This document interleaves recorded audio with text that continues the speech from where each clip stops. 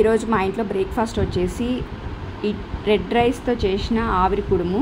ఇది నేను ఇడ్లీ బ్యాటర్తో చేశాను. లాస్ట్ వీడియోలో ఇడ్లీ బ్యాటర్ నేను ఎలా చేసుకున్నాను అనేది షూట్ చేసి పెట్టాను అనమాట.